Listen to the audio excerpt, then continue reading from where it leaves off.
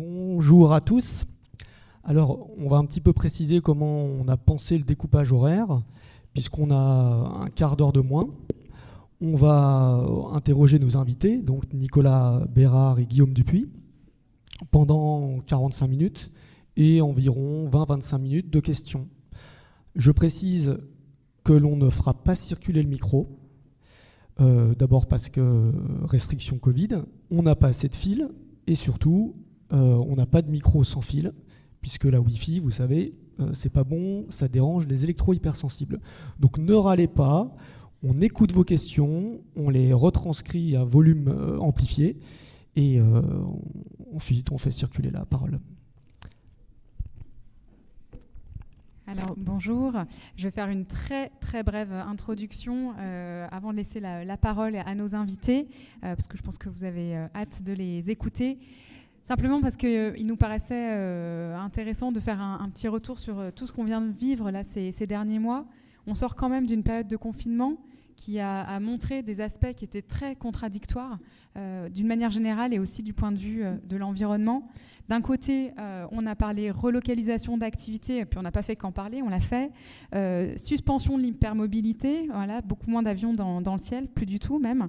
Une diminution d'une manière générale des consommations, la nature qui reprend son souffle et nous avec. On a énormément entendu parler, beaucoup se sont exprimés sur le sujet du monde d'après, ont essayé de l'imaginer. Et d'un autre côté, toujours ces mêmes inégalités sociales, de plus en plus criantes par rapport à l'égalité, à l'accès aux soins, la surveillance numérique et l'emprise du numérique d'une manière générale dans nos vies, la consommation en ligne qui va croissante et qui est elle aussi encouragée par le numérique. D'ailleurs, et peut-être que certains le savent déjà, mais une des premières mesures qui a été prise dans le cadre de l'état d'urgence sanitaire a été finalement de faciliter le déploiement des antennes pour permettre, en fait, ça c'est l'argument en tout cas qui a été donné, mais pouvoir répondre aux besoins des nouveaux usages en matière de numérique. Il y a des résistances citoyennes qui ont essayé de s'organiser, ça date pas d'hier. Cette journée, initialement, devait avoir lieu au mois de juin, mais vous comprendrez bien pourquoi on n'a pas pu le faire plus tôt. Et pendant ce temps, bien évidemment, beaucoup de choses se sont mises en place. Donc on est ensemble pour parler en fait de cette 5e génération de téléphonie mobile, avec ses applications diverses. Qu'est-ce qu'elle implique concrètement sur le plan environnemental ? Et donc, on est ravis d'accueillir aujourd'hui donc, Nicolas Bérard à ma gauche, auteur du livre 5G Mon Amour, qui est une enquête sur la face cachée des réseaux de téléphonie mobile. Je vous invite à le lire si vous ne l'avez pas déjà lu. Qui est journaliste à l'Âge de Fer aussi, donc il en parlera, il se présentera dans un instant. Et Guillaume Dupuis, qui est un militant associatif, qui est adhérent de la Maison de l'écologie de Lyon et qui, on pourrait peut-être le qualifier de citoyen éclairé, en tout cas est bien au courant de ces questions et des liens 5G environnementaux. Oui, tu es un citoyen tout particulièrement éclairé aujourd'hui, exactement. Donc, je vous passe la parole à l'un et l'autre. Tout d'abord, pour nous expliquer effectivement déjà un peu quelles sont vos activités au quotidien, vous présenter, et puis nous dire aussi ce qui vous a amené à accepter finalement notre invitation. Bonjour, je ne sais pas si ça marche. Voilà, là, vous m'entendez, ouais. Donc bonjour à tous. Donc moi je suis journaliste au journal L'Âge de Fer. Fer F-A-I-R-E, c'est pas un journal d'Amish, c'est Fer F-A-I-R-E. Donc j'ai écrit un premier livre en tant que journaliste sur le compteur Linky et dernièrement donc sur ce réseau 5G. Ce qui m'a permis d'écrire ces livres, faut le signaler, je pense, parce que le monde de la téléphonie et des réseaux sans fil est très puissant et détient beaucoup de médias. On peut citer juste un exemple, c'est le journal Le Monde, qui est censé être le journal de référence et qui est détenu par Xavier Niel, le patron de Free. Voilà. Et si je signale ça, C'est parce que, en fait, c'est très rare, je pense, que des médias puissent faire un travail honnête et libre sur les réseaux sans fil. Donc l'avantage que j'ai en travaillant au journal L'Âge de Fer, c'est qu'on est un journal sans publicité, donc on ne peut pas être acheté par les opérateurs téléphoniques. Et en plus, on est monté en SCOP, donc en société coopérative, donc le journal appartient à ses salariés.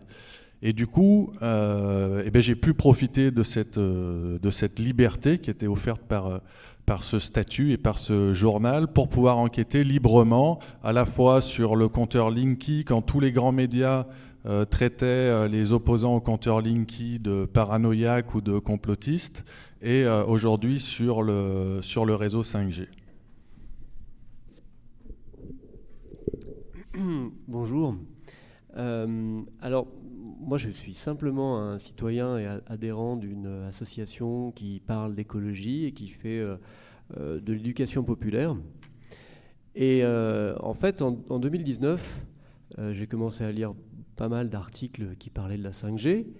Et j'avais la conviction profonde que c'était une horreur à plein de niveaux, hein, au niveau environnemental dont on va parler aujourd'hui, mais aussi à d'autres niveaux, des niveaux philosophiques, de notre rapport à la technique et le bouleversement sociétal que ça allait donner. Et je me suis dit qu'il fallait approfondir ces notions-là pour pouvoir justement faire de l'éducation, pour pouvoir convaincre, pour pouvoir avoir des arguments éclairés et pour pouvoir en parler intelligemment avec le plus grand spectre possible pour toucher les gens. Donc je me suis mis à beaucoup potasser toutes les publications à ce sujet-là. Le livre blanc de la 5G aussi que j'ai potassé dès le début, qui est une publication d'un think tank IDAT DigiWorld, il s'appelle ce think tank. Ils ont fait tout un rapport financé par des grandes multinationales, à la fois du numérique, de la banque, etc. Enfin, il y a plein d'intervenants. C'est gratuit, on peut le télécharger en ligne. Et ce rapport, en fait, il a été étudié en commission parlementaire, une commission qui est dirigée par Cédric Villani. Donc c'est le point de départ, en fait, de la réflexion au niveau parlementaire sur la 5G. Voilà, ça m'a semblé intéressant de décrypter un peu ça. Et après d'analyser beaucoup de publications. Et ce que j'ai fait, c'est que j'ai envoyé des mails à Philippe Biwix et à Guillaume Pitron. Je ne sais pas si vous connaissez, ce sont des auteurs assez importants pour la transition écologique, pour la compréhension de ce que c'est que les métaux rares, la nécessité de se lancer vers les low-tech. Enfin, on en parlera peut-être en fin de séance là. Et en fait, très gentiment, ils m'ont répondu. Philippe Biwix m'a envoyé beaucoup d'articles de presse internationale que lui avait relevés, sans être expert de ça, parce qu'il avait visiblement beaucoup d'autres choses à faire. Mais ça m'a permis, cet échange-là, de faire une documentation quand même relativement étayée, et les intuitions que je pouvais avoir, elles étaient confortées par des acteurs de cette littérature-là, car moi je ne suis auteur de rien. Voilà. Mais je pense qu'on peut être citoyen et être très investi néanmoins. Je pense que c'est une nécessité par les temps qui courent d'être éclairé. Merci. Alors pour commencer, est-ce que vous pourriez nous dire un petit peu quelle est la différence de la 5G entre la 5G et la 4G? Est-ce que c'est juste une unité de plus? Est-ce que c'est une simple continuité? Est-ce que c'est un saut technologique? Est-ce que, Guillaume, tu veux commencer? Ok, je commence. Alors, c'est présenté comme étant une rupture technologique. C'est présenté par le livre blanc comme étant le levier pour la 4e révolution industrielle. Alors, pourquoi ? Parce que ça permet d'avoir un débit proche de la fibre optique, parce que ça permet d'avoir des temps de latence extraordinairement réduits. Donc, le temps de latence, c'est le temps de réaction entre l'antenne et l'objet connecté. Donc, ça permet des usages industriels que la 4G ne peut pas supporter. C'est pas simplement pour avoir de la vidéo. Dans le livre blanc, il parle énormément de vidéo, bien sûr, mais c'est pour développer toute une armada d'objets connectés qui vont inonder la ville de demain, selon leur projet. Voilà. Déjà, premièrement, il y a ça. Après, on parlera peut-être un peu plus précisément de ce que ça génère techniquement comme augmentation de consommation, mais il ne faut pas penser que c'est simplement un petit peu plus que la 4G. C'est vraiment autre chose. En fait, ça permet des usages industriels que la 4G ne peut pas fournir. Dans le livre blanc, les opérateurs en fait, du numérique, visiblement, disent que la 4G, c'est relativement décevant pour eux. En fait, ça ne fait pas forcément des tonnes et des tonnes de bénéfices pour eux. Alors que cette rupture technologique-là va avoir des applications industrielles, des applications dans la Smart City, des applications dans la vie de tous les jours, par la connexion de tonnes d'objets. Et là, je pense qu'il y a une ambition de générer des dépendances qui sont bien supérieures à la simple dépendance au smartphone. Ils ont quand même réussi à générer une société presque intégralement dépendante au smartphone, qui est capable réellement de se passer de smartphone. Dans cette salle, certainement beaucoup de monde. Mais on n'est pas représentatif, vous n'êtes pas représentatif de toute la société en fait. Et l'ambition, c'est de générer ce type de dépendance à plein d'objets que la 5G peut faire. Par exemple, une voiture autonome, bon, c'est très prospectif, ça n'arrivera peut-être pas, certainement pas. Mais c'est un peu cette idée vers laquelle on va aller, que la 4G ne peut pas supporter parce qu'elle n'en a pas le débit, elle n'a pas la latence et elle est bientôt saturée. Voilà. À l'horizon 2022, la 4G est totalement saturée dans la plupart des aires urbaines si le débit augmente comme c'est prévu.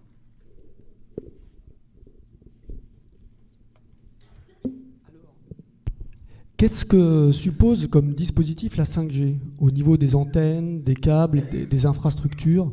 Est-ce que vous pouvez nous expliquer un petit peu les différentes antennes, Nicolas?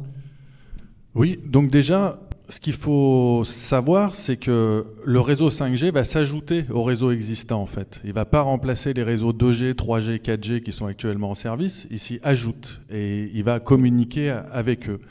Ensuite, il y a essentiellement deux niveaux avec ce réseau 5G. Il y a des antennes hauteurs, donc celles du type de celles qu'on a l'habitude de voir, qui sont installées sur les toits des immeubles et bien souvent de HLM ou sur des points hauts, sur des collines. Les antennes qu'on a l'habitude de voir. Et ensuite, elles doivent communiquer avec les small cells, donc des petites antennes qui, elles, auront un débit énorme, une rapidité pour transmettre des informations très importantes, mais qui utilisent des fréquences extrêmement élevées. Et donc ces fréquences très élevées, elles ont l'avantage de pouvoir transmettre de grandes quantités de données en très peu de temps. Par contre, elles ont un défaut, c'est qu'elles ne traversent pas les obstacles. Et pour certaines fréquences, même une feuille qui tombe d'un arbre qui passe sur le faisceau de cette antenne-là, coupe le faisceau. Du coup, la solution qu'ils ont trouvée, c'est d'en installer absolument partout. Et on parle d'une antenne tous les 100 mètres en milieu urbain. Et les expérimentations qui sont faites actuellement, en fait, les opérateurs ont trouvé un accord avec l'entreprise JCDecaux, par exemple, pour que tout le mobilier urbain, les panneaux publicitaires, les arrêts bus, etc., dans tout ce mobilier urbain-là, il y ait des antennes, des petites antennes 5G qui permettront ces connexions. Voilà les deux grands niveaux de la 5G. Et ensuite, il y a vraiment les grands délires enfin, des choses encore plus délirantes qui arrivent des États-Unis avec cette armée de satellites qu'ils envisagent d'envoyer dans l'espace pour couvrir l'ensemble du territoire, l'ensemble de la planète d'un réseau à haut débit. Alors, on retrouve souvent cet argument des acteurs du numérique, des acteurs industriels et financiers et des arguments des acteurs politiques, notamment à travers l'ARCEP, une autorité soi-disant indépendante, autorité qui régule les communications électroniques et qui explique que la 5G permettrait des échanges de données accélérés, des échanges de données plus fluides qui pourront être réalisés avec une consommation une consommation énergétique donc plus faible. Est-ce que cet argument d'une 5G moins énergivore vous paraît juste, l'un et l'autre? Je peux comme tu veux. En fait, non, évidemment, on s'en doutait. Non, c'est faux. Et on voit en Chine que les premiers retours qu'il y a, c'est que le réseau 5G consomme 3 fois plus que les réseaux précédents. Et aux dernières nouvelles, ils sont obligés d'éteindre les antennes 5G la nuit parce que ça consomme trop d'électricité et qu'ils sont à peine en mesure de répondre à cette demande, et en tout cas ça leur coûte beaucoup trop cher. Donc non, c'est bien sûr un mensonge, et il y a un élément important, je pense, c'est l'effet rebond en fait. C'est-à-dire que à partir du moment où on permet aux gens de télécharger des choses plus vite et d'avoir plus de capacité à télécharger, les gens téléchargent plus. Bon, c'est un peu comme si on fait une comparaison avec le monde automobile. Si vous construisez des routes et des parkings et que vous mettez les magasins à l'extérieur des villes, comme ça s'est fait dans les années 60, eh ben, évidemment, il y aura plus de voitures sur les routes. Eh ben, c'est pareil avec la 5G.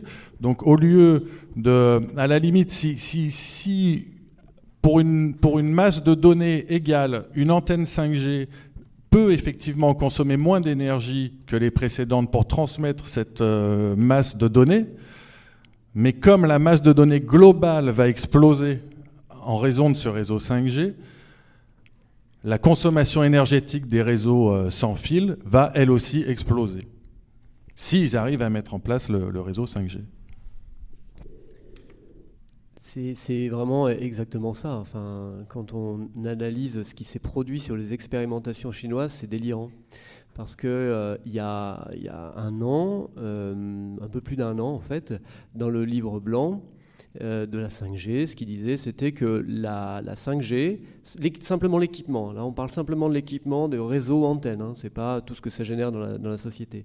Il disait que ça allait permettre de faire des économies d'électricité. Voilà, avant même c'est ce qui est expliqué dans le livre blanc en France. Pourquoi ? Parce qu'en fait, ce dont a parlé Nicolas, les antennes, donc tout ce fourmillement d'antennes, elles utilisent des technologies qui ont des noms savants, c'est un peu pour nous perdre. Il y a le beamforming, alors ça c'est le truc, c'est que le réseau va envoyer des ondes directionnelles. C'est pas comme la 4G qui diffuse dans toutes les directions, ça va être directionnel sur tel smartphone, etc. Et puis il y aura du net slicing, c'est-à-dire qu'on va faire des tranches pour tel usage, pour l'administration, pour l'armée, pour les hôpitaux, etc. Ce ne sera pas les mêmes tranches, etc. Donc il y a des tentatives d'optimisation et d'optimisation technologique qui faisaient dire à l'époque qu'on allait dépenser moins d'électricité. En septembre 2019, au moment où c'était paru, ce livre blanc, les premières expérimentations sur les 80 000 premières antennes chinoises attestaient que l'électricité était multipliée par 2,5. La facture électrique était multipliée par 2,5 pour les opérateurs. Du coup, pour pouvoir déployer la 5G à Shenzhen, dans différentes zones, les municipalités étaient obligées de financer à hauteur de 50% la facture électrique. Voilà, c'est quand même assez délirant. Puis après, ce qu'on a pu observer récemment, c'est que sur les 410 000 antennes qu'il y a en Chine à l'heure actuelle, la facture électrique elle est multipliée par 3,5. 3,5. Donc en fait, ça ne fait qu'augmenter. C'est ce que disait Nicolas. Ils sont obligés d'éteindre les antennes la nuit. Donc la facture électrique, elle est délirante. Sauf qu'ils se sont rendus compte de ça, qu'il y avait une véritable controverse sur les gabegies énergétiques. Et donc par conséquent, il y a une véritable armada de contre-arguments qui arrivent pour nous dire mais non, mais la 5G va nous faire des économies d'énergie parce qu'on va faire de l'innovation. Parce qu'on va faire de l'innovation et encore on va améliorer ce beamforming, etc. Ericsson a pondu un rapport sur lequel se basent la plupart des technoscientistes d'ailleurs, en disant que on va être capable d'améliorer le rendement actuel. Le rendement actuel, c'est que ça dépense 3 fois plus d'électricité pour un débit multiplié par 15. Et voilà, ils estiment qu'ils vont réussir à améliorer ce ratio-là. Et surtout, ils sont dans la logique que le débit et le flux de données va augmenter considérablement et il vaut mieux la 5G parce que ça consommera moins à usage constant. Peut-être juste une précision pour situer un peu aussi le débat, c'est qu'actuellement, le numérique, c'est 3% de la consommation d'énergie au niveau mondial et ça représente 3,7% des émissions de CO2. Donc c'est à peu près l'équivalent du trafic aérien, ce qui est pas rien. Et d'ici 5 ans, si ça évolue comme ils ont prévu que ça évolue, ça va doubler en fait. Et donc ce sera équivalent aux émissions de CO2 de l'ensemble du trafic routier. Voilà, donc on parle quand même de quelque chose de sérieux, quoi.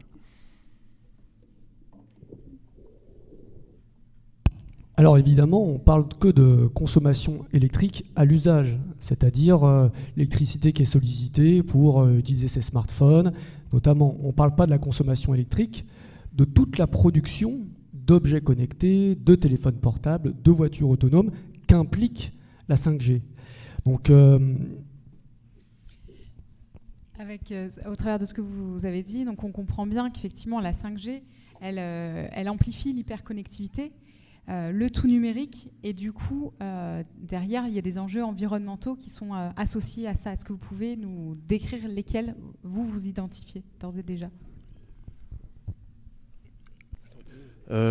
Oui, donc effectivement, quand on disait tout à l'heure que pour une masse de données équivalente, la 5G consomme peut-être moins d'énergie, mais que ça va faire exploser les transmissions. C'est vrai pour le smartphone, puisque c'est déjà constaté là avec la 4G au cours, c'est une augmentation, je ne sais pas si c'est pas de 60% par an, le volume de données échangées est en augmentation d'à peu près 60% par an déjà. Avec la 5G, il faut s'attendre encore à plus parce les industriels vont développer de nouveaux usages. Alors on parle des vidéos avec une résolution encore plus, la 4K, la réalité virtuelle, etc. Et puis tous les objets qui aujourd'hui ne sont pas communicants sont voués à le devenir selon leur projet. Dans mon bouquin, je cite une entreprise qui s'appelle l'entreprise Violet, qui est une entreprise française, et c'était en 2012. Ils expliquaient, ils avaient recensé le nombre d'objets en moyenne qu'ils trouvaient dans une maison. Ils étaient à 6000 objets. Donc, autant vous dire qu'ils ont vraiment tout compté, quoi. Les vêtements, pas seulement le frigo et le radiateur, quoi. C'est l'ensemble des objets. Et il disait, donc c'était en 2012, il disait actuellement il n'y en a que 3 qui sont connectés. Donc c'était la télévision, l'ordinateur et le téléphone. Et leur objectif, c'est de connecter les 5997 restants. Mais la fourchette connectée est quand même une invention sublime. Il y a la fourchette connectée, la brosse à dents connectée, les couches connectées, parce que sinon on ne peut pas savoir si le petit a fait pipi ou pas. La dernière fois sur France Inter, donc c'est une entreprise qui a priori a des sous, quoi, et croit dans son projet pour se payer une pub sur France Inter. Il vantait les mérites d'une paire de lunettes connectées que vous pouvez mettre quand vous conduisez votre voiture. Comme ça, si vous êtes fatigué, elle le repère parce que vous clignez des yeux et elle vous avertit que vous êtes fatigué. Enfin voilà, donc ils ont vraiment un tas faut pas les sous-estimer sur leur capacité à inventer des objets à la con.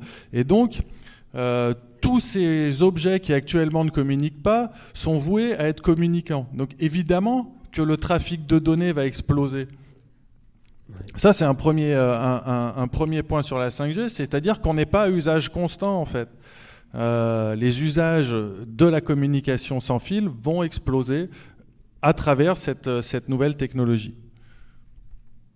Ouais, c'est complètement stupéfiant parce que le chiffre annoncé par la Commission européenne, j'ai lu ça dans un bouquin de Nicolas Bérard, je crois, 1 million d'objets connectés au kilomètre carré. Voilà ce que prévoit dans zone urbaine, hein, ce que prévoit la Commission européenne, c'est dit dans le livre blanc, et même il y a des articles. Il y a des articles de presse qui disent que la 5G peut être vertueuse pour l'environnement, qui citent cet objectif-là, 1 million d'objets connectés au kilomètre carré. Ramené à la surface industrielle de la France, ça fait 120 milliards d'objets connectés en France. D'accord ? Ça veut dire que si on imagine la logistique, les entrepôts Amazon, etc. pour ça, il est peu probable qu'il reste de l'espace pour des terres agricoles ou des forêts en France. Enfin, non, là j'exagère un peu, mais Ericsson, eux, ils se basent sur 22 milliards d'objets connectés dans le monde. C'est quand même un extractivisme complètement délirant. Des smartphones, à l'heure actuelle, dans le monde, il y en a 6 milliards. Chaque smartphone utilise 45 métaux rares différents, utilise des tonnes de minerais, un extractivisme fou, utilise beaucoup d'eau, génère des pollutions délirantes. Et l'objectif à terme, c'est d'avoir en 2025 plus de 5 milliards de smartphones typiquement 5G. En 2020, ils veulent en vendre 700 millions, en 2025, 5 milliards. Donc c'est complètement délirant en termes de dépendance à des métaux qui sont très très rares et d'extraction super compliquée. Mais voilà, ça, si on fait un état des lieux simplement écologique et voilà, de dépendance à de la matière, c'est fou. C'est à la limite de l'irréalisable peut-être. Mais bon, ils vont toujours trouver des gisements supplémentaires. Ça ne sera jamais arrêté. Mais ce qui est assez hallucinant, c'est les contre-arguments qui arrivent. Il y a vraiment un contre-argumentaire. La 5G est vertueuse, la 5G est vertueuse. Donc, mais le niveau, il est délirant. J'ai vu justement que IDAT, là, le think tank qui avait fait le livre blanc, ils ont sorti un truc, The Green 5G. Alors, c'est sorti cette semaine, Green 5G. Ça, bientôt, vous allez voir ça sortir partout. Donc j'ai voulu le télécharger, j'ai vu ça avant-hier, je me suis dit, je vais le télécharger pour préparer quand même. Et puis j'ai cliqué dessus, en fait c'est 2500 €, donc je ne l'ai pas acheté, Surtout pour voir les conneries qu'il y a dedans, parce que quand on le regarde, en fait, c'est que à la base, ils vous disent, attention, la 5G, ça va être vertueux. Donc, ils parlent juste de grid management. C'est qu'en fait, comme tout sera connecté, on pourra faire des optimisations réseau. On va pouvoir tellement optimiser qu'on va dépenser moins d'énergie. Et là, je suis tombé sur un article qui dit « On a besoin du numérique pour accélérer la transition environnementale. On en a besoin. » Alors, j'étais alerté, je me suis dit, ça va être intéressant, voilà, on va voir les contre-argumentaires, qu'est-ce qu'ils nous racontent comme truc, il va falloir aiguiser un peu l'argumentation. Donc ça, c'est le patron, alors j'ai pas son nom, Michael Trabia, qui est patron chez Orange de l'innovation, etc. La 5G est un formidable accélérateur de la transition environnementale. Je me dis, bon alors, qu'est-ce qu'il va nous dire ? Opposer écologie et numérique est donc, selon lui, un contresens. Puisque c'est grâce à la 5G, vous êtes assis donc c'est bon, que nous pouvons déployer de nouveaux usages écologiques comme une meilleure collecte des déchets. On peut connecter des containers pour savoir quand ils sont vides et ainsi optimiser la logistique pour pouvoir aller les ramasser. Point. C'est ça leur argumentaire pour dire que la 5G est vertueuse pour l'environnement. On nous prend pour des cons.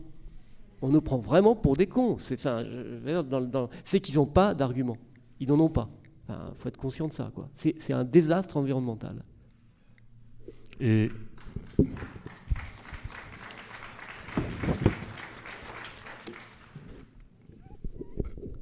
pareil, en fait, à chaque fois qu'il y a un grand projet maintenant, comme quand même les gens se préoccupent de l'environnement et de l'avenir de la planète, en fait, à chaque fois, ils trouvent un intérêt écologique, ils cherchent à trouver un intérêt écologique à ce projet, même si ce projet va à l'inverse des objectifs environnementaux. Il y a un ancien Premier ministre, Manuel Valls, pour ne pas le citer, qui au moment de la crise à Notre-Dame-des-Landes a quand même dit à l'Assemblée qu'il fallait absolument construire l'aéroport de Notre-Dame-des-Landes parce que c'était un projet écologique. Texto, il l'a dit. C'est pour vous dire qu'en fait, ils sont obligés maintenant de trouver des arguments environnementaux à chaque grand projet qui sortent. Et on l'a vu avec Linky, c'est pareil, il nous disait le compteur Linky, c'est indispensable si on veut réussir la transition écologique. Et quand on leur demandait quel est vraiment l'intérêt, comment un compteur peut nous faire réaliser des économies d'énergie, et franchement, j'ai eu le patron d'Enedis au téléphone, j'ai dû lui poser 10 fois de suite la question pour qu'il me réponde, en fait, pour que je comprenne ce qu'il voulait me dire.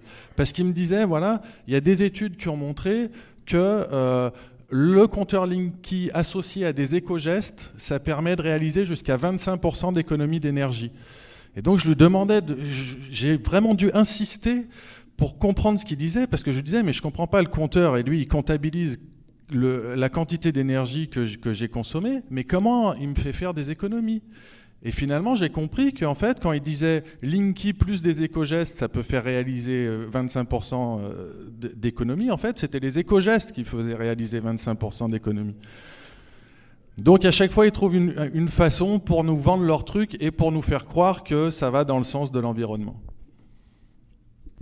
Je complète ce que vous venez de dire. J'ai pris quelques notes à moitié effarée l'autre jour en écoutant Gilles Babinet, qui est vice-président du Conseil national du numérique / lobby du numérique, qui expliquait en quoi la France était le pays le plus désindustrialisé d'Europe, donc que la 5G était une vraie opportunité, contrairement à ce que les Amish voulaient bien nous faire croire, que les Français étaient instruits, mais qu'ils avaient une réelle difficulté à parler des sujets scientifiques, que c'était incroyable, la polémique autour du Linky, personne ne comprend. que c'était un vrai enjeu de compétitivité pour les sites industriels. Donc ça, ces arguments économiques, on les a aussi beaucoup entendus. Mais c'est vrai qu'il ne s'arrêtait pas là. Il a bien été obligé de dire que le débat aurait été nécessaire, hein, que ça venait d'en haut, c'est sûr, c'est pas de sa faute. Il a parlé de la consommation des matériaux aussi, en disant que finalement, il n'y avait pas tellement besoin de se rééquiper, puisque le cycle de vie moyen d'un téléphone portable était de 31 mois. Donc là, au début, on va s'habituer. Nos anciens téléphones, de toute façon, marcheront quand même, ne pourront pas utiliser la 5G, mais continueront de fonctionner. Et de toute façon, par la force des choses, dans 1 an, 2 ans, 3 ans, on sera amené à se rééquiper. Donc finalement, c'est tout à fait dans l'ordre des choses. Où est le problème ? Et de terminer, et alors ça sans rougir, le premier argument de la 5G est probablement écologique, avec, il vantait les mérites des véhicules autonomes demain qu'on pourrait partager. C'est parce qu'on peut le partager. Alors le véhicule autonome, c'est vraiment le truc. Il n'y a aucun argument favorable au véhicule autonome. Aucun. Quand ils essayent de nous faire rêver avec le véhicule autonome, il suffit de leur poser 3 questions et c'est fini, quoi. C'est-à-dire, quel est l'intérêt ? Ils nous disent, ouais, c'est formidable, vous pourrez vous déplacer d'un point A à un point B sans conduire, et donc vous allez gagner du temps. Et en fait, il y a déjà des trucs qui s'appellent des taxis, quoi. Sauf que les taxis, ça crée un emploi. La voiture autonome va détruire cet emploi. Et il y a pire, c'est que la voiture autonome, comme ils sont obligés de remplacer l'intelligence du chauffeur de taxi par des algorithmes, des ordinateurs, des antennes, des transmissions, etc., c'est une voiture qui consomme énormément d'énergie, la voiture autonome. Il n'y a rien de moins écologique que la voiture autonome. Il y a un chiffre que je vais essayer de retrouver dans mes fiches sur la consommation des véhicules autonomes. 1 million de véhicules autonomes, ça représente autant d'échanges de données que 3 milliards de personnes connectées sur leur smartphone ou leur ordinateur.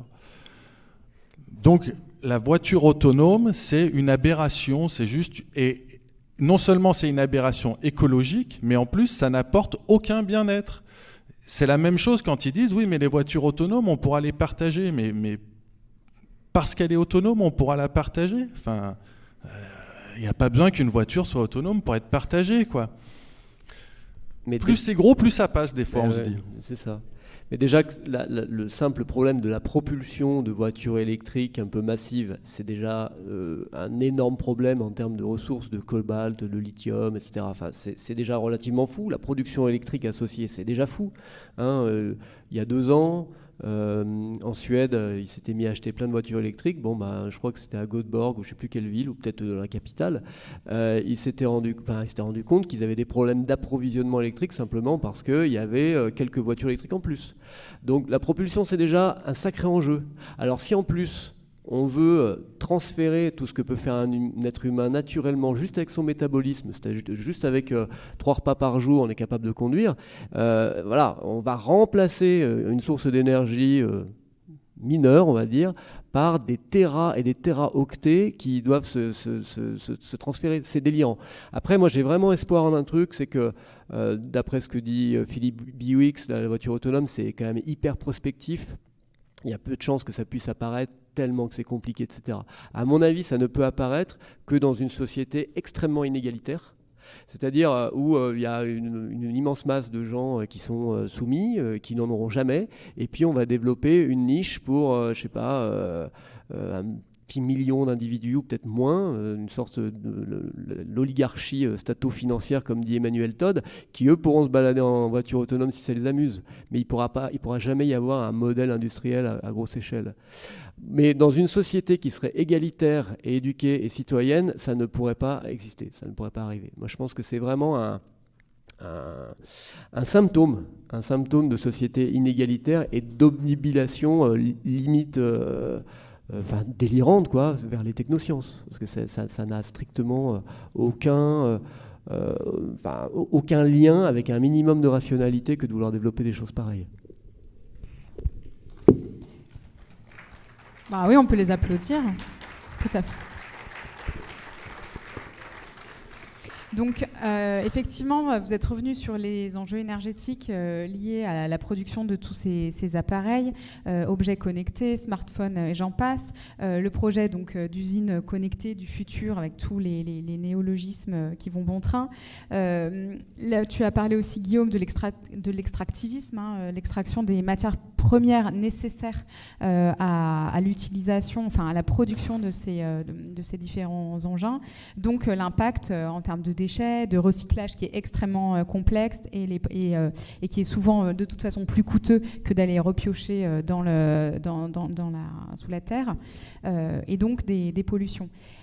Est-ce que, s'agissant des impacts, puisqu'on parle aussi des enjeux environnementaux, on pense écosystème, s'agissant des impacts sur la faune et la flore, est-ce que vous avez des éléments, parce qu'on a pu voir ou entendre dire des choses autour de la qualité du lait des vaches, de l'impact de ces ondes sur les insectes, ces fameuses, cette pénétration en fait de quelques millimètres. Voilà, qu'est-ce que vous pouvez nous en dire ?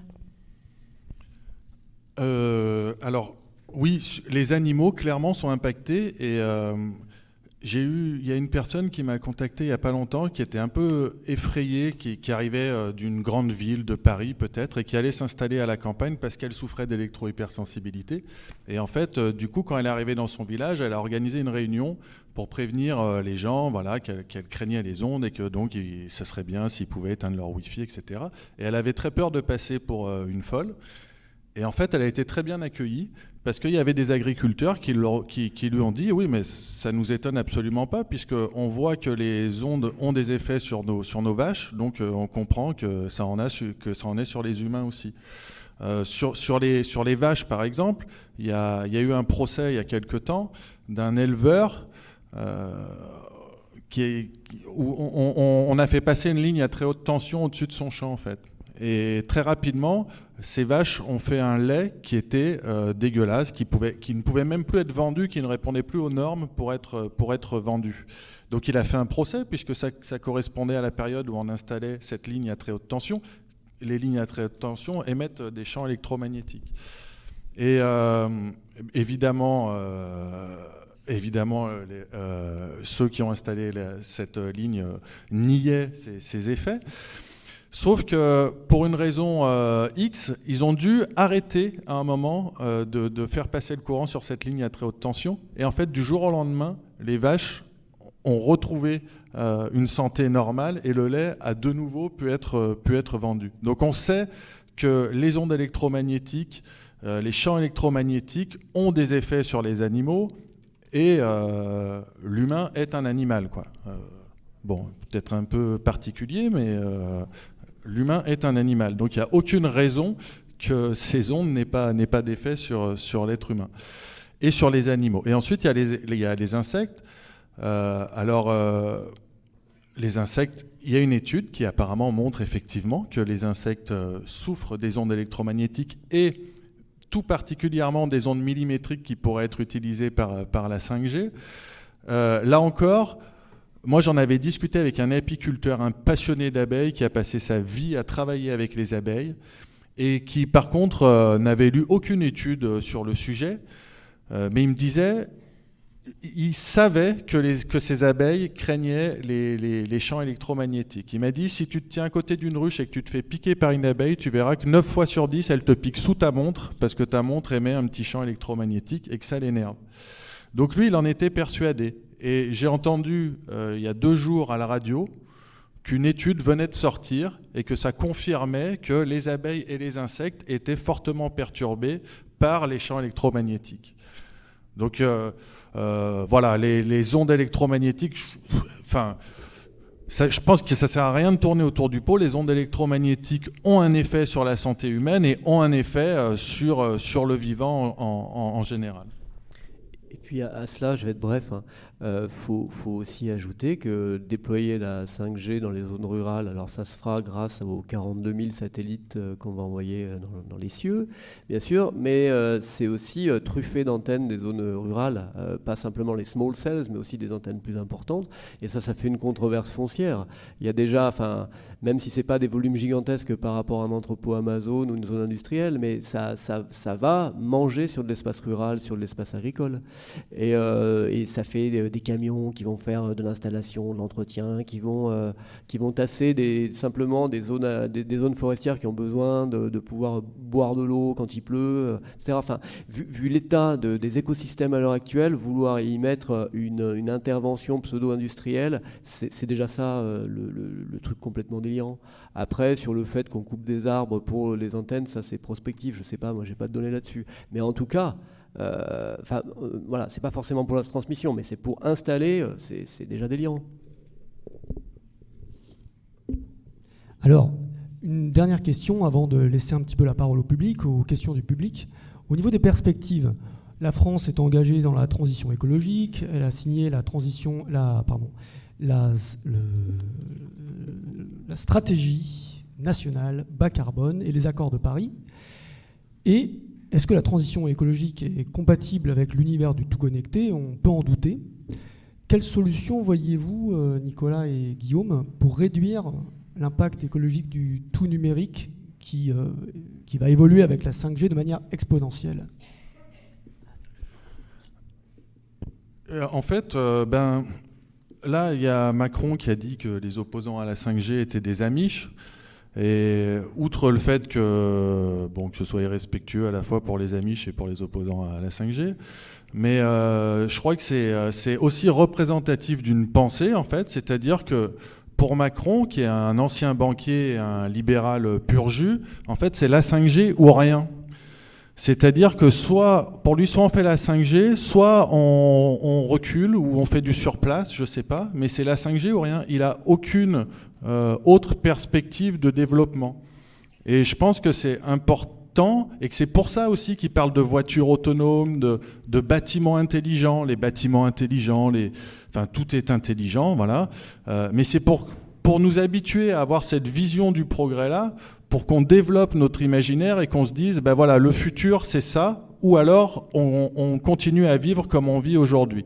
Et comme les gens, en règle générale, n'aiment pas, aiment que les choses changent un peu, ils se projettent dans cet imaginaire intelligent, de ce monde intelligent, des villes intelligentes, des bâtiments intelligents, des voitures intelligentes, etc. Et donc, je pense qu'il y a un truc important à développer, en fait, c'est un autre imaginaire où le progrès ne passe pas forcément par la technique, mais passe par exemple par l'humain. Quand ils essayent, un de leurs arguments, souvent ça passe par la santé quand ils essayent d'imposer une technologie, et là un de leurs arguments c'est pouvoir faire de la téléchirurgie. Donc de dire c'est super, on pourra être opéré par un chirurgien qui se trouve à plusieurs centaines, voire plusieurs milliers de kilomètres de notre lit d'hôpital. Et c'est censé être un progrès. Je veux dire, soit on adhère à ce modèle-là, soit on remet un peu les choses à leur place et on dit non, le progrès, en fait, c'est d'ouvrir des hôpitaux, de recruter du personnel hospitalier pour qu'on n'ait pas besoin de se faire opérer par un chirurgien qui se trouve à plusieurs centaines, voire plusieurs milliers de kilomètres de là. Donc je pense qu'il faut à chaque fois qu'ils avancent des arguments, reposer les bonnes questions, en fait, et proposer d'autres perspectives de développement.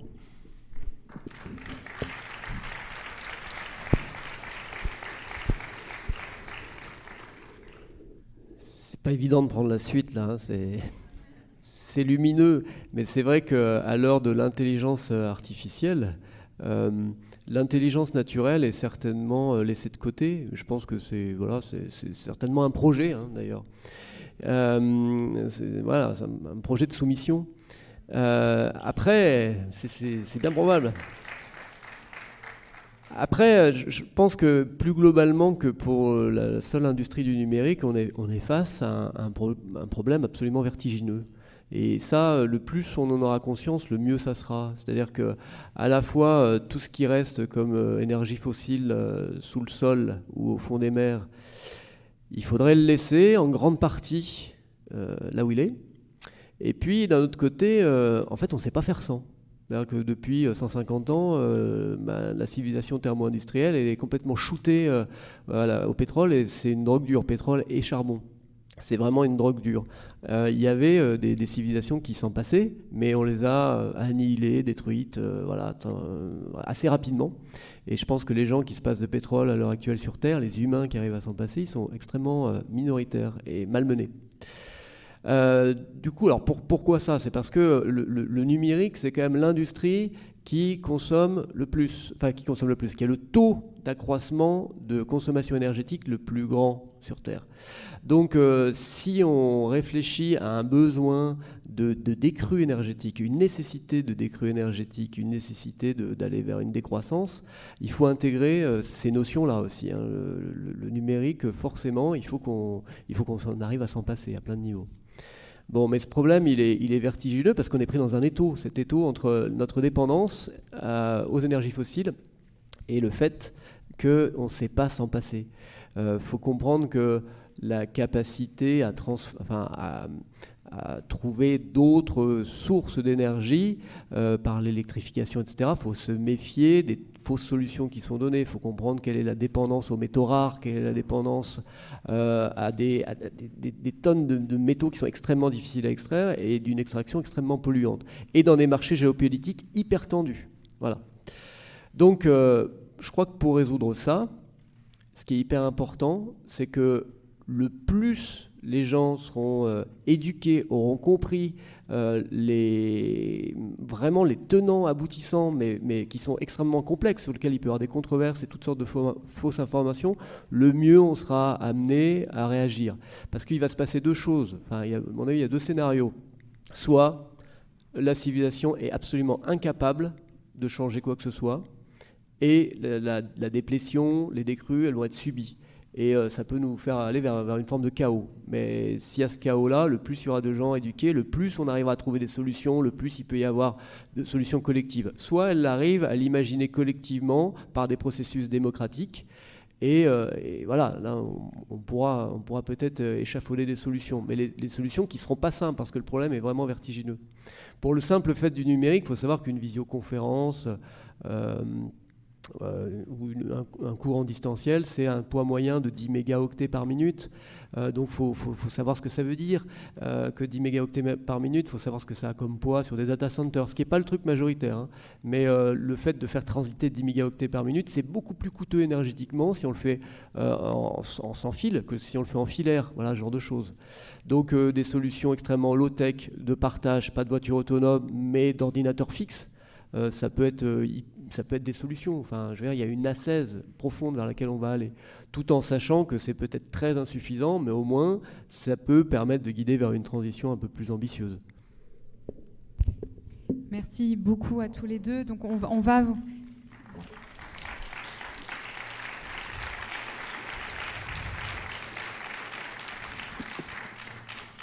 On va consacrer les dernières minutes qui nous sont imparties aux questions de l'ASA. Donc n'hésitez pas à lever la main, c'est chose faite. Moi j'ai une question, c'est par rapport à la 4G.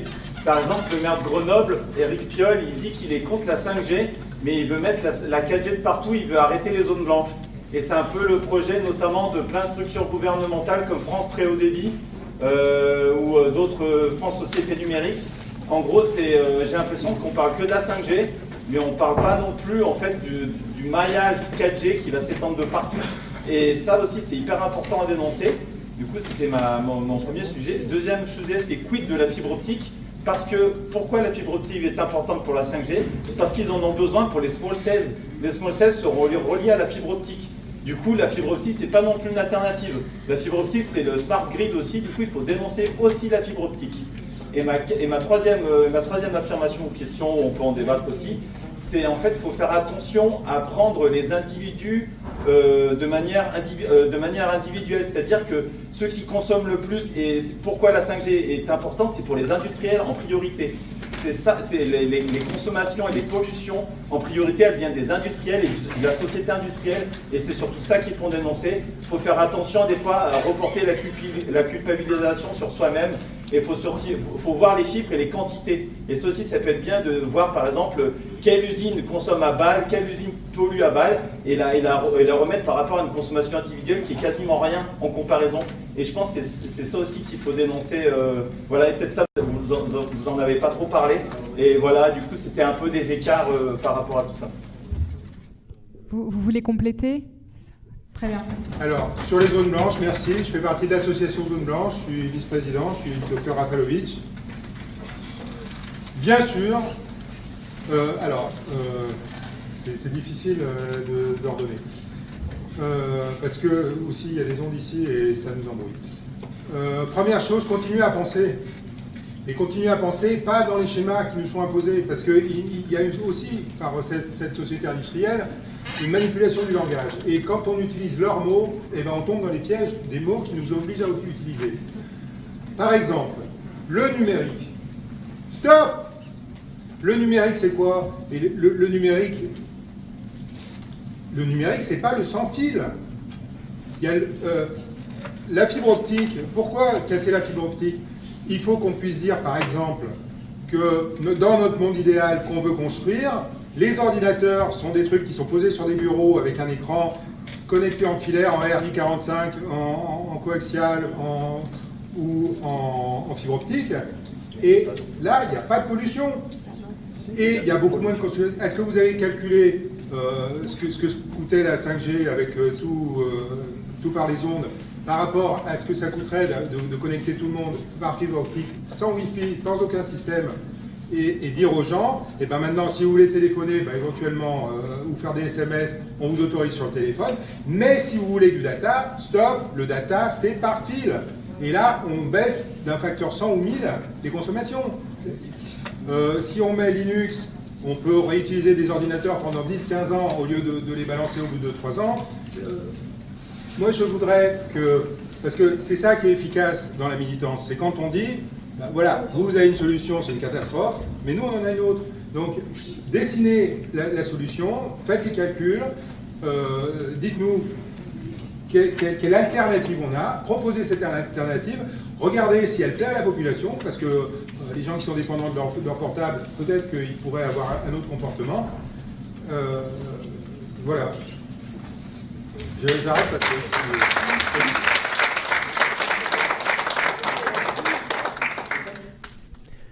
C'est vrai, hein, moi je suis tout à fait d'accord avec vous. L'argumentaire de dire mais on n'a pas besoin de la 5G, commençons par développer la 4G, moi je suis très opposé à ça. On avait un peu préparé les parties, puis en fait on a été un peu réduit dans le temps, mais c'est un truc sur lequel je voulais commencer, c'est vraiment pas un bon argument, parce que toutes les pollutions induites du numérique, elles proviennent du développement de la 4G, premièrement, et puis une fois que la 4G sera déployée, après on n'aura strictement aucun argument pour s'opposer à la 5G, ça c'est clair. C'est clair. Simplement, le gros problème, et je pense que c'est la limite du modèle démocratique actuel, c'est que ce qu'il faudrait faire, l'ampleur de ce qu'il faudrait faire comme réforme, et surtout comme renoncement en fait. Il y a un niveau de renoncement technologique global qui est immense et qui est gigantesque.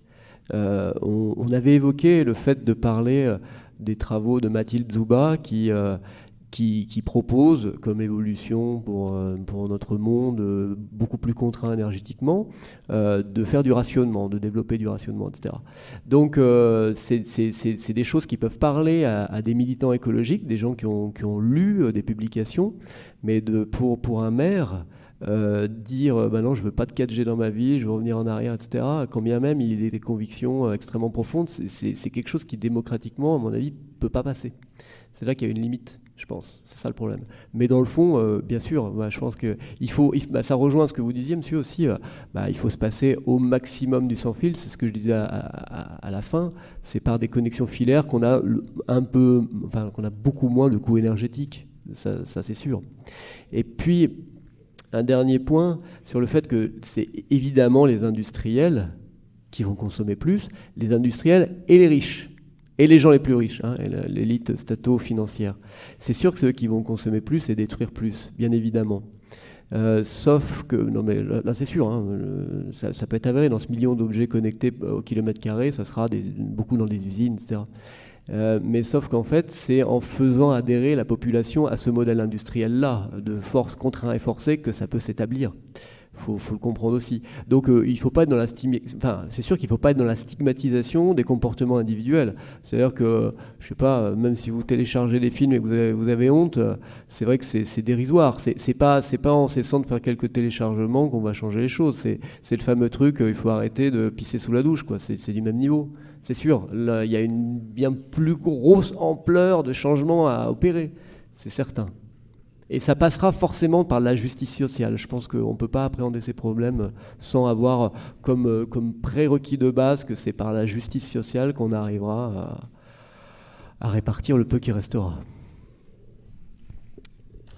D'accord, merci. Alors donc la question des normes, et puis effectivement la question des satellites, mais peut-être qu'on va enchaîner aussi avec une autre question, madame. C'était plutôt la première séance.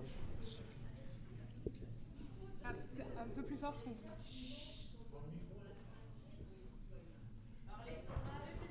Mais elle n'a pas de masque.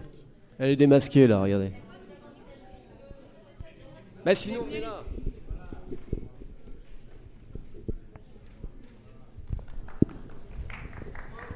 Donc, je voulais souligner l'argument fallacieux qui est donné pour l'utilisation de la 5G. C'est tout d'abord pour satisfaire les citoyens, parce que c'est quand même important, pour qu'ils puissent télécharger en streaming tous les films qu'ils veulent, même au fond de leur garage.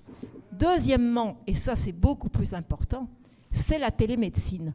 Au lieu de faire en sorte qu'il y ait des médecins dans les secteurs ruraux, que l'on déploie, et on en a largement besoin, et la crise sanitaire a pu le prouver, un manque crucial de médecins. Je vous rappelle qu'on a fait disparaître 100 000 lits en 15 ans, et je ne sais combien de médecins ne sont plus actifs dans le secteur hospitalier.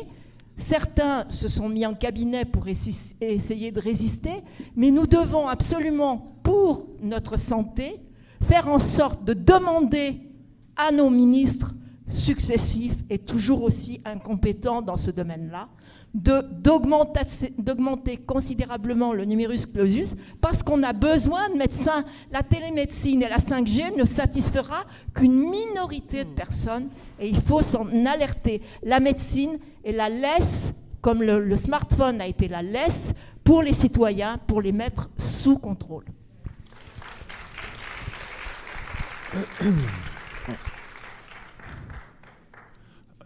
Du coup, je réagis. Vous voulez réagir avant ou sur les normes, il y a une mystification sur les normes, c'est-à-dire qu'à chaque fois que vous entendez les industriels ou les ministres dire on vérifie, on vous promet, les normes sont respectées. En fait, ils mentent pas, les normes sont respectées, effectivement, mais les normes, il faut savoir qu'elles ne vous protègent que des effets immédiats. Donc ça vous assure que quand vous avez fini votre conversation téléphonique, vous n'aurez pas la peau de l'oreille et de la joue brûlée. C'est tout. Mais c'est véridique et c'est écrit texto sur les recommandations de l'ICNIRP, donc qui est un organisme qui est très infiltré par l'industrie, mais bon. Et en fait, c'est écrit en toutes lettres. Ils disent, voilà, même si des études semblent montrer qu'il peut y avoir des effets sur le long terme, type cancer, etc., on ne prend pas ces risques en compte quand on fixe les normes. Voilà. Donc c'est les normes, vraiment, à chaque fois que vous entendez parler de normes, sachez que ça ne vous protège absolument pas des effets à long terme. Et je voulais réagir aussi par rapport à la médecine et la télémédecine, mais en fait, c'est vrai, mais c'est comme ça dans tous les secteurs. Et on peut parler de l'éducation aussi. L'éducation, alors là, ils se sont régalés avec le confinement à faire une expérimentation grandeur nature sur l'éducation à distance. Et ce qu'il faut signaler aussi, c'est que ça concerne pas les très riches, quoi. L'éducation numérique, c'est pour nous, c'est pas pour les millionnaires. Et d'ailleurs, les ingénieurs de la Silicon Valley interdisent les tablettes à leurs enfants et les inscrivent dans des écoles sans écran. Et là, on retrouve le côté humain dont on parlait tout à l'heure. Les hôpitaux, c'est pas les progrès de la médecine, ils vont pas venir avec la 5G et la télémédecine, c'est pas vrai. Ça passe par du personnel hospitalier et des moyens pour les hôpitaux. Et pour l'éducation, c'est pareil. C'est-à-dire que les ingénieurs de la Silicon Valley inscrivent leurs enfants dans des écoles où ils ont énormément de personnel et des effectifs, des classes réduites. Et par contre, pour les autres, pour ceux qui ont peu de moyens, ce sera une éducation sur tablette à la maison avec un professeur pour 10 000 élèves. Enfin voilà, donc en fait, dans chaque secteur, je crois qu'on retrouve la même chose, et le numérique, ça va être une façon d'avoir une vie low cost pour une majorité de la population, et les moyens humains seront réservés à une petite élite. Juste rapidement. Je complète juste rapidement, en fait, tout ce qui était sur la télémédecine, ça avait été évoqué par Nicolas, ce qui s'appelle le Internet haptique. Ça, c'est vendu comme le truc, mais tellement utile qu'on ne pourra pas s'en passer, quoi. Enfin, je veux dire, c'est un progrès. C'est comme l'ambulance connectée. Voilà, dans le livre blanc, on nous dit qu'il va y avoir une ambulance connectée qui va qui va permettre de gagner des vies, sauver des vies, parce qu'on fera des prédiagnostics, etc. Mais dans un monde en accélération permanente, dans un monde déshumanisant, où en fait on génère déjà suffisamment de pathologies. Enfin, je veux dire, le rapport coût-bénéfice, il est forcément extrêmement bas. Mais moi, je pense que là où il va falloir qu'on se méfie vraiment, je suis absolument persuadé que dans l'année qui vient, le gros argumentaire qui va nous être sorti sur la 5G, c'est, là on empiète un peu sur l'autre table ronde, mais ça va être 5G et sécurité. C'est-à-dire que face à l'ensauvagement de la société, il va falloir la 5G, comme ça les gens sont surveillés, vous voulez être en sécurité, il faut de la 5G. Et la sécurité sanitaire, parce que quand on parle de médecine, ils vont nous dire si Stop Covid n'a pas marché, c'est parce qu'on n'a pas la 5G, c'est parce que personne n'a suffisamment de trucs comme ça, et qu'on ne peut pas surveiller suffisamment. Mais je suis sûr qu'en cas de pandémie, on vous dit la 5G ça va vous soigner, il y aura une adhésion totale. Donc je pense que c'est simplement un projet extrêmement déshumanisant, ça c'est clair, et qui est un immense accélérateur en fait, un accélérateur et un intensificateur d'effondrement. La 5G, ça me paraît évident.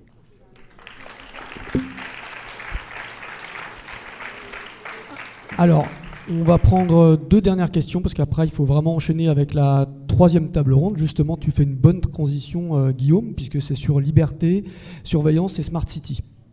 On vous écoute, monsieur? Oui, je vais faire vite. Un petit remarque sur la question minerie, biodiversité. C'est été publié un article dans la revue Nature a donné toute une recherche qui montre qu'aujourd'hui, toutes les mineries de la métal rare, tout l'extractivisme qui ça commence à être très très fort, c'est assez fort pour la biodiversité et ça donne un peu la question paradoxale de que la destruction que ça amène, c'est plus que la destruction qui était souveraine, tu veux, avec cette idée des énergies renouvelables et tout ça. Donc ça, c'est une chose que c'est là déjà, non? C'était consommation d'énergie, destruction de biodiversité, de la minerie en connexion avec cette chose. Après, une deuxième remarque, assez vite, c'est le problème des fils, des sans-fils. Je pense que c'est dangereux de réduire la problématique de 5G à la problématique seulement de la pollution électromagnétique. C'est vrai, c'est un problème, mais c'est une question sociétale, comme on va discuter. Non? Les questions sociétales et le manque Internet va faire ou qui a déjà fait, c'est le même avec les radiofréquencies, avec les fils. Non? Comme ça, c'est dangereux, je pense, de faire cet écart. Et pour finir, en question pour vous, moi, j'ai beaucoup travaillé sur cette chose aussi, le côté écologique, 5G et tout. Et je me dis, si toute cette chose de la 4e révolution industrielle, le 5G et tout ça, c'est une chose que c'est à nous d'être un peu inquiets parce que c'est une possible réalité, non? Ou c'est surtout un mouvement de légitimation, non? C'est un mouvement de publicité parce que les grosses de la crise écologique, la situation avec les crises climatiques, les crises énergétiques et tout ça, fait même de le projet une chose impossible, tu veux. C'est ça, je pense, important pour nous à un moment de s'opposer, si c'est une question publicitaire, non, c'est un projet de légitimation, ou c'est un vrai risque que sera ici comme le nucléaire, d'une certaine manière. Alors, vous pouvez synthétiser ou pas? Ah, vous n'avez pas tout compris? Moi non plus. Ah, bon. En fait, c'est dommage qu'on n'ait pas eu un micro, même un sans fil, là, parce qu'on ne vous a pas complètement entendu. Mais, oui. Ah, on peut rigoler. Donc, c'est vaste et c'est immense, tout ce que vous soulevez. Le dernier point, là, vous avez dit, est-ce que c'est un risque ou une menace? Ouais. un projet d'élimination, moi je dirais juste que, waouh. Bon, mais là on sort de l'énergie, on va faire une toute autre énergie. C'est que le technoscientisme, l'idéologie de la matière, du consumérisme, de l'extractivisme, mais on va dire ce technoscientisme vraiment devient un dogme complètement délirant. C'est un fanatisme. Je pense qu'il faut vraiment comprendre qu'on a face à nous des gens qui sont des fanatiques, mais qui ont une aura de gens sérieux, rationnels, des dirigeants, des chefs d'entreprise, des industriels, qui disent la vérité et qui travaillent pour l'intérêt collectif. Sauf qu'en fait, je suis intimement persuadé qu'il y a comme une sorte de déni extrêmement irrationnel. C'est-à-dire que d'où on provient, en fait, la situation dans laquelle on est collectivement, dans la civilisation thermo-industrielle, c'est quelque chose qui prend ses racines extrêmement loin. On va partir trop loin, il faut peut-être que je fasse vite, mais c'est quelque chose qui vient d'extrêmement loin, on va dire, du commerce triangulaire. C'est là qu'on a détruit les civilisations, qu'on a piqué de la masse de travail, de l'énergie de travail, et qu'on a commencé à faire des proto-systèmes industriels qui se sont accélérés. Et ça nous met dans une situation totalement ahurissante de démographie galopante et de niveau d'anthropisation globale de la société, du monde, de la planète qui est délirant. Voilà. Et donc, et ça s'est combiné en plus avec la perte du sentiment religieux, donc une sensation de toute puissance, Nietzsche qui dit, voilà, Dieu est mort, la toute puissance, et en même temps, la seconde révolution industrielle qui donne à l'homme une sensation d'avoir une potion magique qui le rend tout puissant. La fin de ça, il y a des gens qui ont une forme de rationalité, une intuition, qui sont décroissants depuis super longtemps, d'autres qui se disent mais c'est pas possible, on peut pas continuer, donc qui sont militants écologiques, qui ont des dissonances cognitives, etc. C'est super complexe, mais enfin en tout cas ils essaient de faire quelque chose. Et puis il y a des dirigeants qui sont dans une irrationalité parce qu'il y a un vide, généré par ce matérialisme, cette idéologie technoscientiste complètement délirante, la croissance, mais la croissance ça va être un instrument, on va dire c'est la fable qu'ils utilisent dans leur dogme, et qui finalement ils n'ont pas d'autre choix que d'être dans ce déni et d'aller complètement en avant, d'aller encore plus loin. C'est pour ça qu'il y a pu avoir l'élection de Bolsonaro, climato-sceptique et qui veut détruire des peuples indigènes, Trump, climato-sceptique et qui veut aussi détruire des peuples indigènes. C'est comme si on allait encore plus loin dans le délire dans lequel on est depuis des siècles en fait. Et donc je ne pense pas que ce soit un truc mécanique, réfléchi, etc. C'est exactement le même processus psychologique que vous avez fait une connerie, vous vous rendez compte, mais en fait vous ne voulez pas l'admettre. Donc vous continuez dans votre connerie comme ça. Sauf que là c'est civilisationnel et c'est des dirigeants qui le font.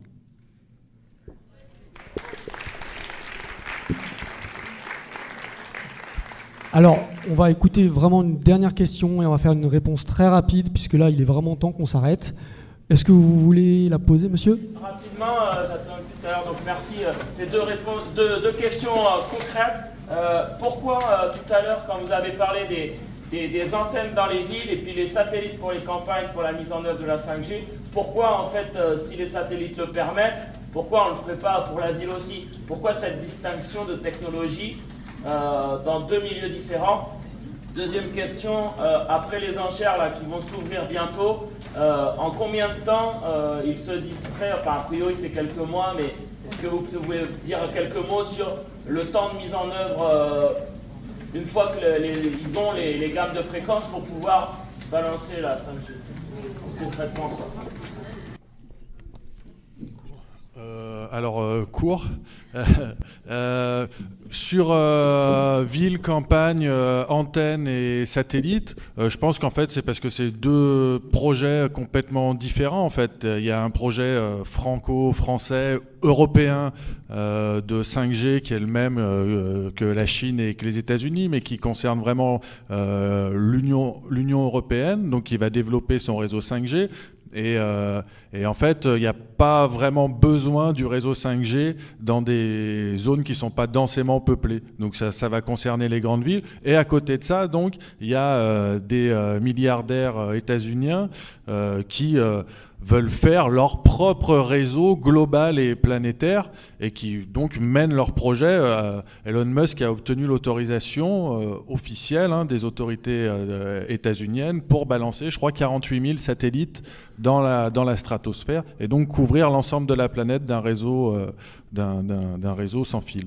Voilà. Mais je pense que en fait, voilà, c'est juste que c'est deux projets différents à mon avis. Et la deuxième question, c'était quand ? Après à mon avis, ils sont dans les starting blocks. Après, il y a une question d'argent. Bon, mais ils ont obtenu 3 milliards de rabais parce que à chaque fois, sur les enchères de la 4G, en fait, ils devaient renouveler leur licence l'année dernière et ils ont fait le New Deal mobile. Donc, ils leur ont renouvelé leur licence gratuitement. Donc ces 3 milliards d'argent public qui auraient dû revenir dans les caisses de l'État, c'est un manque à gagner de 3 milliards pour la caisse de l'État qui ont été offerts aux opérateurs téléphoniques. Donc je pense quand même qu'ils ont quelques liquidités. Après, il faut voir leur intérêt économique je pense aussi que voilà, les mobilisations qu'il peut y avoir autour de la 5G sont pas complètement inutiles et qu'ils vont peut-être se précipiter un peu moins à déployer leur réseau. Mais ça, j'y mets pas ma main au feu, quoi. Après, une fois qu'ils ont concrètement, une fois qu'ils ont leur licence et que les enchères sont terminées, ils peuvent déployer. Et il y a déjà des expérimentations. À Lyon, la gare de la Pardieu, il y a déjà des antennes 5G qui sont en expérimentation, en fait. Donc les gens ne sont pas prévenus, ils servent de cobayes. Mais il y a déjà plein d'expérimentations. Donc il y a déjà plein d'antennes 5G sur le territoire français. En fait, pour asseoir leur pouvoir, parce que en fait, quand tout sera intelligent, c'est l'homme qui sera moins intelligent. Donc, ceux qui chapeautent tout ça vont pouvoir manipuler les sociétés et l'humain. On va devoir s'arrêter là, mais vous avez raison. Quand tout sera intelligent, l'homme ne sera plus. Est-ce que c'est réversible? Changement de gouvernement. Quelqu'un d'autre, est-ce qu'on peut revenir? Votez pour un Amish.